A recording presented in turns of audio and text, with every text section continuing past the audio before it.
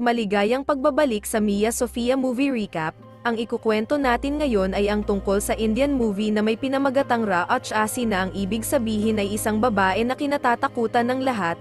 Nagsimula ang pelikula sa isang truck na pumasok sa isang eskwelahan sa bayan ng Arputur. Nagmamadaling pinasakay ng mga guro ang mga estudyante sa truck. Ito ay para gamitin ang mga estudyante na dagdag pamparami sa mga taong manonood sa gaganaping campaign rally ng mga politiko. Habang binabayaran ng lalaki ang isang guro, tumutol ang isang bagong guro na kunin ang mga estudyante sa oras ng klase, pero isang malakas na sampal lang ang kanyang nakuhang kasagutan.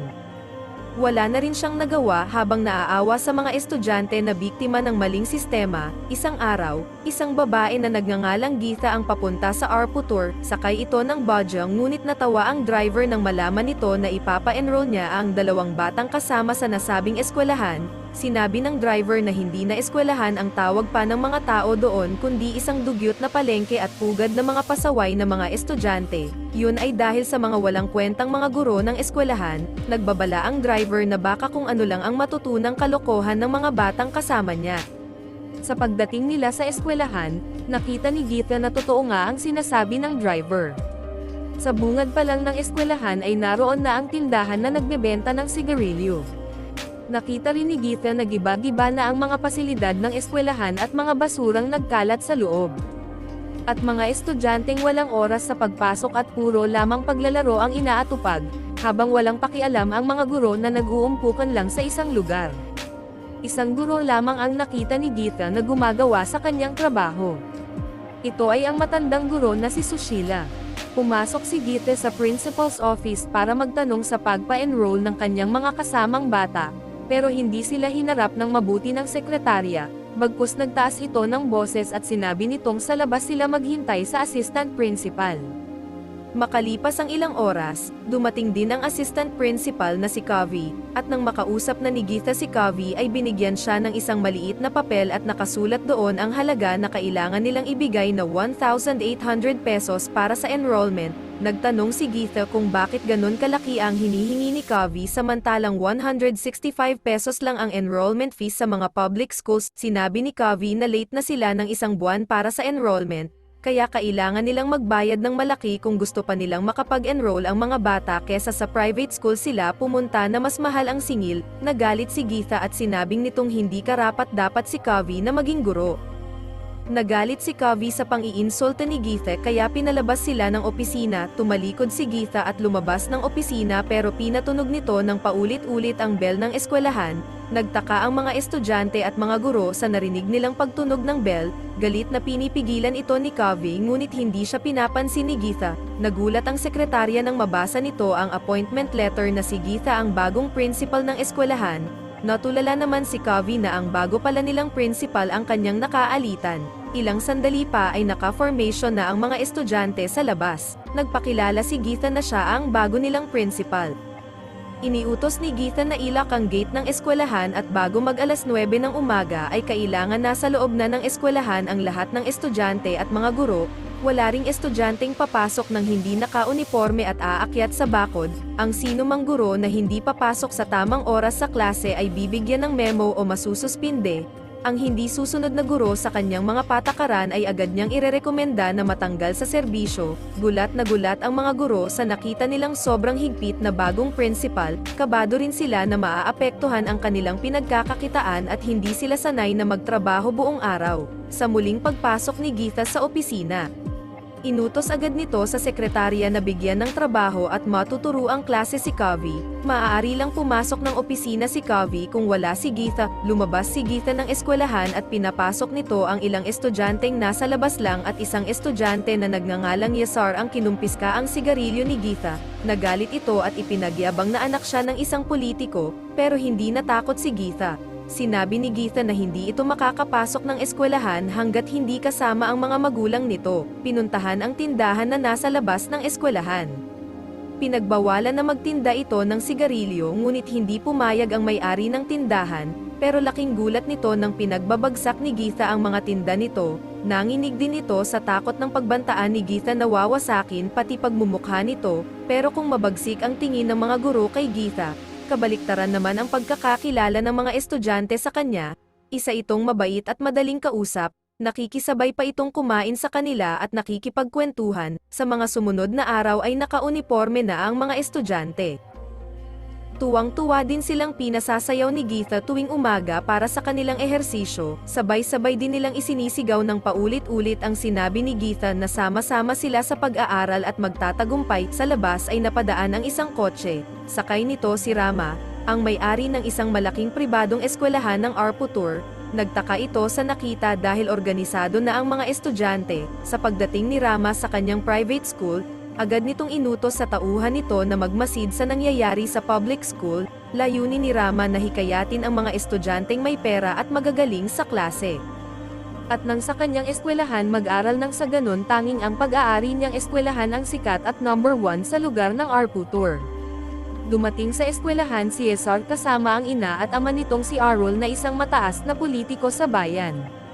Kinausap nito si Geetha, sinabi nitong kaya sa public school nag-aral si Yesar dahil hindi mahigpit, kaya walang karapatan si Geetha na ipahiya at pakialaman ang kanyang anak. Maging siya ay binibigyan ng kalayaan ang kanyang anak na gawin lahat ang ibig ni Yesar. Pero sinabi ni Geetha na ang kalayaan ay hindi binabaliwala lamang. Kapag ito ay hindi ginamit sa tama, ito ay isang malaking kapabayaan. At dahil wala kang naiturong tama kay Yesar lumalabas na wala kang kwentang ama, hindi akalain ni Arul na makakarinig siya ng ganong klaseng pang-iinsulto, kaya sinabi nitong sa private school niya na lang pag-aaralin si Yesar. Sinabi ni Geetha na bibilib siya kay Yesar kung ipapakita nito na mahusay siyang estudyante katulad ng iba, pero kapag nag-transfer sa ibang eskwelahan si Yesar ay pagtatawanan siya ng mga kakilala niya. Iisipin nilang uhugin ito at malakas lang ang loob dahil palagi lang umaasa sa kanyang ama. Pinapasok ni Geetha si Yesar sa klase nito kung ayaw niyang tawagin siyang uhugin. Walang nagawa si Yesar kundi sumunod kay Geetha. Ipinatawag ni Geetha ang mga magulang ng mga estudyante. Inalam nito ang kanilang mga reklamo at mungkahi sa eskwelahan. Sinabi ng mga magulang na mula pa noon ay walang pagbabago ang eskwelahan dahil hindi tumutugon ang gobyerno. Sinabi ni Geetha na hindi na nila kailangan maghintay sa kilos ng gobyerno. Sila na lamang ang mismong kumilos dahil mga anak naman nila ang makikinabang. Pumayag ang mga magulang sa ibig ni Geetha. Nagbigay ng donasyon ang mga magulang para magamit sa pagpapaayos ng mga pasilidad ng eskwelahan. Tinawagan ni Geetha ang head engineer ng Public Works Agency at sinabi nitong kailangan nilang ayusin agad ang pasilidad ng eskwelahan dahil kung hindi ay sa Provincial Head Engineering Office na siya magre-report tungkol sa kapabayaan ng agency at sa matagal na paggamit nila ng pondo para sa eskwelahan. Kinabukasan, dumating na ang mga tauhan ng engineering agency at sinimulan agad ang pagsasaayos ng eskwelahan. Masusing pinangasiwaan no Geetha ang operasyon para masigurado na magiging maayos ang pag-repair sa mga sira ng gusali. Nagtulong-tulong din ang mga magulang, estudyante at mga volunteers sa paglilinis ng buong paligid.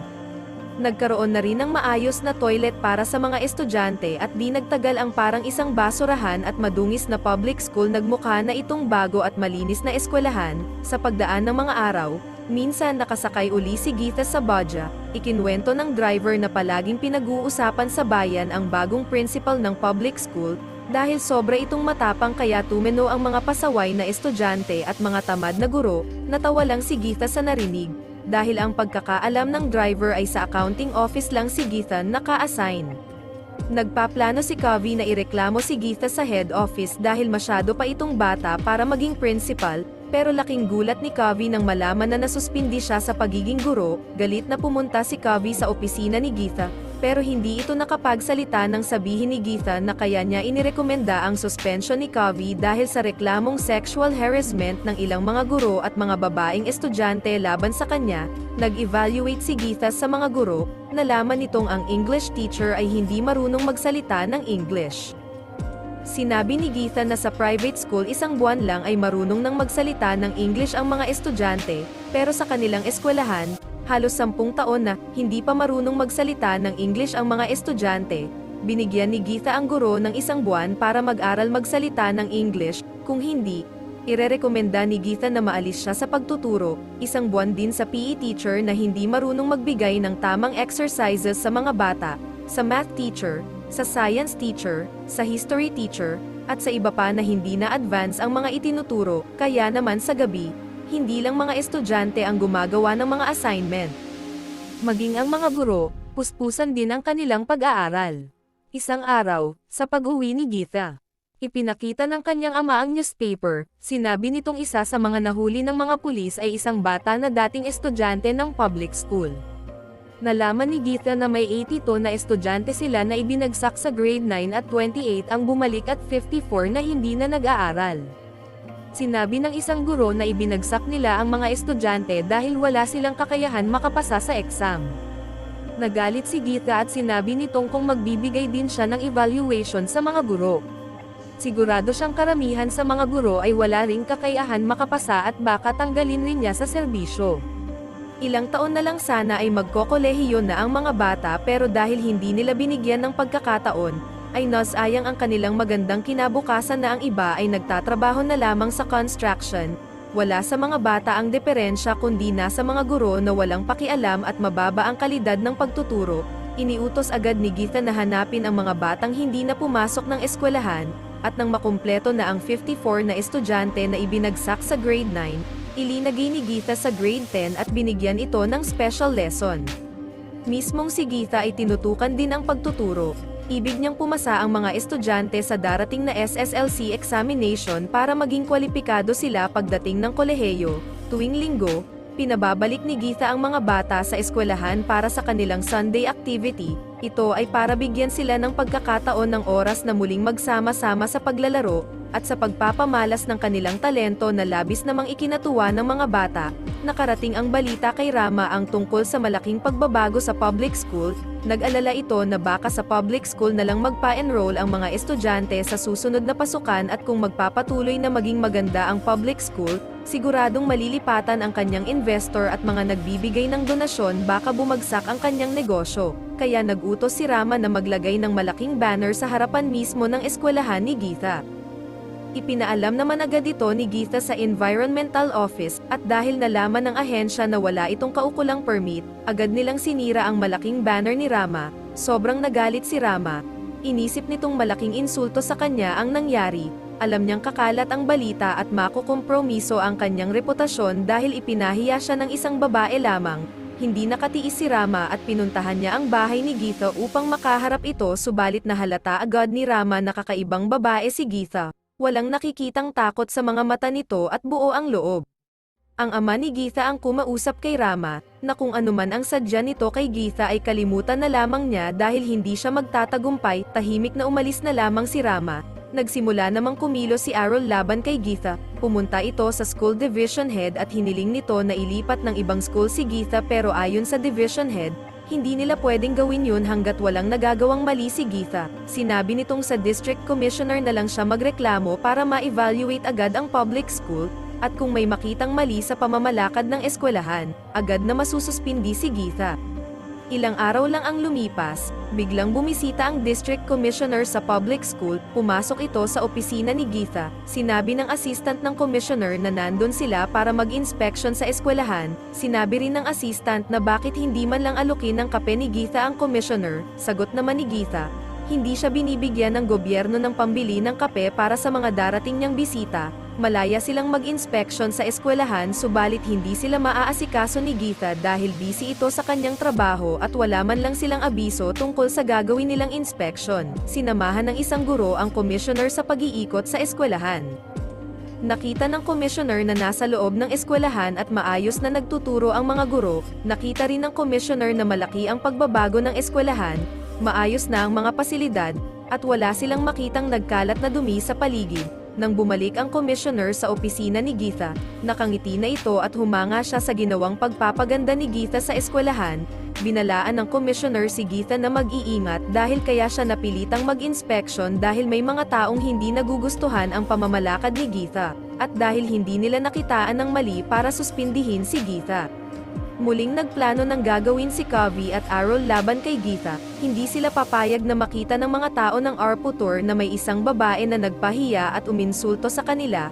Ipinadala ni Arul ang kanyang mga tauhan para gantihan si Geetha. Kinabahan ang mga estudyante nang makita ang pagdating ng ilang lalaki. Naabutan nilang kumakain si Geetha. Alam ni Geetha na siya ang sadya ng mga panauhin. kaya agad na pinalabas ni Geetha ang mga katabi niyang estudyante, isinara ng mga lalaki ang pintuan at bintana, pero paglapit ng isang lalaki kay Geetha, hindi nito inaasahan ang mabilis na pagsipa sa tuhod nito, nabali ang tuhod ng lalaki at napayuko. Saka sinundan ni Geetha ng malakas na suntok sa leeg nito para hindi ito makahinga. Sa bawat paglapit ng mga lalaki, inuunahan agad ni Geetha na patamaan ang mga vital part ng kanilang katawan para hindi na ito makagalaw pa. Gulat na gulat ang leader ng grupo dahil first time niyang nakakita ng babaeng sobrang bangis makipaglaban, kaya hindi na ito nakakilos pa ng pagsasampalin ni Geetha. Hanggang nagkukumahog ng lumabas ang mga lalaki, sinabi ng leader na sanay at bihasa si Geetha sa pakikipaglaban. Hindi makapaniwala si Arul sa kanyang nalaman, nangangailangan ng matinding pagsasanay para talunin ang ilang lalaki. Kinabahan din si Kavi, naging palaisipan sa kanya kung sino ba talaga si Geetha. Samantala, nalaman ni Rama ang nangyari, alam niyang lalong babango ang pangalan ni Geetha. Kinausap niya ang math teacher ng public school, bumuo sila ng plano para ang taong bayan na ang magpaalis kay Geetha sa eskwelahan. Nagulat si Geetha nang makitang nagkakagulo ang mga estudyante. Habang nakatingin lang ang mga guro at ayaw makialam, kaya agad na kumuha si Geetha ng water hose at pinagbabasa ang mga nag-aaway na mga estudyante, at nang matigil na ang kaguluhan, nalaman ni Geetha na away ng dalawang grupo ng mga estudyante na kasapi sa magkaribal na relihiyon ang nangyari.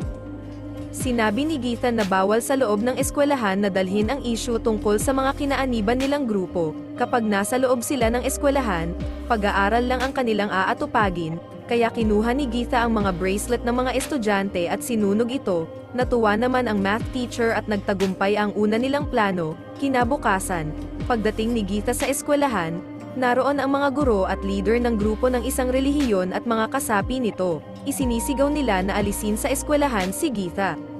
Binalaan si Geetha ng police chief na umalis na lamang dahil galit ang mga nagpoprotesta laban sa kanya, pero hindi natakot si Geetha.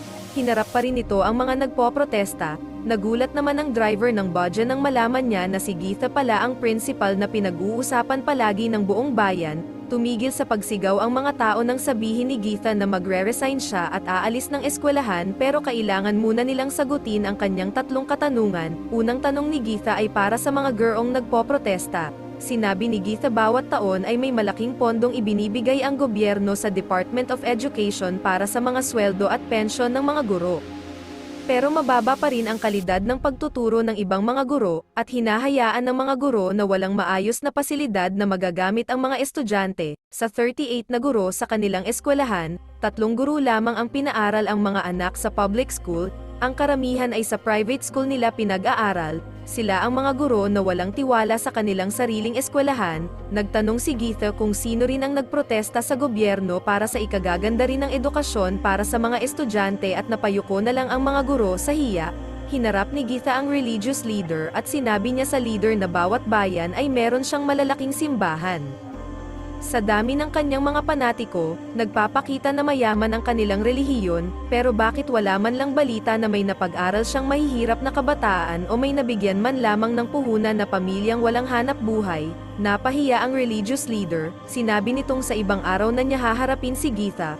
Agad itong umalis para iwasan ang ikatlong tanong ni Geetha, kaya nang pumasok sa eskwelahan si Geetha, wala nang malakas pa ang loob na humarang sa kanya at masayang nakasunod sa kanya ang mga estudyante. Isang araw habang isang opisyal ng sundalo ang nagtuturo sa mga estudyante, nakita ng mga guro na sumaludo ang sundalo kay Geetha. Nilapitan nila ang sundalo at tinanong kung bakit ito sumaludo kay Geetha. Laking gulat nila nang sabihin ng sundalo na isang mataas na opisyal ng militar si Geetha na may ranggong lieutenant colonel.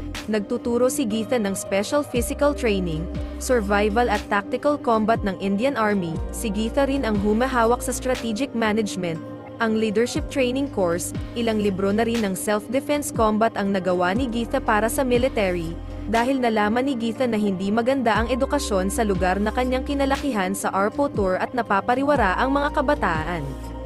Pinilit nito ang kanyang commander na payagan siyang mag-resign sa military at pumasok siya bilang isang school principal ng eskwelahan. Kaya naman, ganun na lamang ang gulat ni Arul at Rama sa nalaman tungkol kay Geetha. Isang circular ang natanggap ni Geetha na kailangan sumali ang kanilang eskwelahan sa gaganaping district level Olympic. pinatawag ni Geetha ang math teacher para ito ang mamahala sa paghawak ng mga players para patunayan nito ang kanyang loyalty sa eskwelahan o kay Rama. Nagreklamo ang isang babaeng guro na siya dapat ang mamahala dahil siya ang may hawak ng sport committee, pero sinabi ni Geetha na mula nang hawakan ito ang committee ni isang award ay walang nakuha ang eskwelahan, dahil sa naramdaman ng mga estudyanteng manlalaro na full support si Geetha at mga guro at ang buong eskwelahan, naging inspirado at na-enjoy nila ang pakikipaglaro sa Olympics, dahil halos lahat ng sinalihang laro ng mga estudyante ni Geetha ay nanalo bilang first placer. Nang matapos ang Olympics, nagbunyi ang buong eskwelahan sa kanilang pagbabalik dahil nag-overall champion ang kanilang eskwelahan. Sa pagdaos nila ng awarding ceremony sa mga nanalo, pinarangalang Athlete of the Year si Cesar. Na buong pagmamalaking ipinakita ito sa kanyang amang si Arol. Proud naman si Arol sa kanyang anak. Nagpasalamat ang asawa ni Arol kay Geetha at dahil biglang nabago ang buhay ng kanyang anak, kinalimutan nito ang mga bisyo at tumutok sa pag-aaral at sports. Napagtanto naman ni Arol na mali ang pagkakakilala niya kay Geetha. Hindi naman matanggap ni Rama na natalo sila sa Olympics ng public school kaya umisip ito ng ibang paraan. Nagpadala ito ng tauhan upang kausapin si Geetha na lumipat sa private school bilang principal kapalit ng mataas na sahod at mga benepisyo, pero hindi pumayag si Geetha sa alok ni Rama. Subalit isang araw, nabalot naman sa kanya ang buong paligid ng kalungkutan dahil sa pagpanaw ng kanyang ama, at sa kanyang pag-iisa, naramdaman niya ang karamay sa matandang guro na si Sushila. Lumipas ang ilang buwan, nakahanda na ang mga grade 10 students para sa kanilang parating na SSLC examination. Pinuri ni Geetha ang ilang mga guro sa pagsisigasig sa pagtuturo sa mga grade 10 students, subalit hindi tumitigil si Rama sa paggawa ng paraan para hindi magtagumpay si Geetha. Nagutos ito sa tauhan para kausapin ang district supervisor na hindi payagan mag-exam ang mga estudyanteng pinabalik ni Geetha. Nakarating kay Geetha ang plano ni Rama. Tinawagan ni Geetha si Arol at humingi siya dito ng tulong. Nangako naman si Arol na tatawagan niya ang district minister para matuloy ang exam para sa mga estudyante. Dumating na nga ang araw ng SSLC examination at maayos na nakapag-exam ang lahat na grade 10 students ng public school, kaya naman sa pagtatapos ng exam at semester, masayang naghiwa-hiwalay ang mga estudyante. Hindi naman natatapos ang pagkilos ni Rama laban kay Geetha. Ibig nitong hindi na makabalik pa ang mga estudyante at si Geetha sa pagsisimulang muli ng eskwela. Ilang linggo ang lumipas, narinig ni Geetha sa balita na sa susunod na araw na ang paglabas ng resulta ng examination. Pumunta sa eskwelahan si Geetha para ihanda ang eskwelahan sa gaganaping graduation. Naabutan niya doon si Sushila habang pinagmamasdan ang buong eskwelahan dahil yun ang araw ng kanyang retirement. Sa kanilang pag-uusap, ipinagtapat ni Geetha na ang anak ni Sushila na namatay sa aksidente ay ang nobyo at mapapangasawa sana ni Geetha noon. Napatingin sila sa dalawang pumasok na sasakyan, mga pulis ang sakay at may dalang warrant of arrest para kay Geetha. Inaresto nila si Geetha sa salang abuse of power dahil sa pagpapasok niya sa mga estudyanteng hindi nakapasa para sa grade 10 at nag-take ng examination. Kumalat agad ang balita na na-detain si Geetha sa police station. Laking gulat ng mga pulis nang makita nila ang pinagmumulan ng ingay, punong-puno ng mga nagpoprotestang mga guro, mga magulang at mga estudyante. Isinisigaw nilang pakawalan ng mga pulis si Geetha. Naririnig din ni Geetha ang lahat pero ayaw siyang payagan ng chief of police na kausapin ang mga tao, baka lalo lamang lumaki ang gulo. Nakiusap ang deputy head sa mga tao na umuwi na dahil desisyon ng korte kung bakit ikinulong si Geetha. Pero hindi pa rin tumigil ang mga tao sa pagsigaw at hindi sila umalis sa harap ng police station. Kumalat ang balita sa television at nangangamba ang mga pulis dahil parami na ng parami ang dumarating sa police station. Magdamag na hindi umalis ang mga tao at kinabukasan pumutok ang balita sa online, na out of 82 grade 10 students ng public school na nag-take ng examination ay 79 ang nakapasa at matataas ang nakuhang score na nakuha. Nagbunyi ang mga magulang, guro at mga estudyante sa labas ng police station. Dahil na rin sa resulta, inurong ng Minister of Education ang demanda laban kay Geetha at ibinalik siya sa pagiging principal ng public school. Sa paglabas ni Geetha sa police station, masayang sinalubong siya ng mga estudyante. Labis ang pasasalamat kay Geetha dahil sa pagmamalasakit nito sa kanilang mga anak. Muling nabuhayan ng loob ang mga magulang. Nakita nilang hindi mahihirapan ang kanilang mga anak na matupad ang kanilang mga pangarap dahil may isang guro na katulad ni Gita na unang iniisip ang kapakanan ng mga estudyante kesa sa sarili. Maraming salamat sa inyong panonood. Pakipindot na lamang po ng like and share button at mag-subscribe na rin po kayo. Marami pong salamat at hanggang sa muli.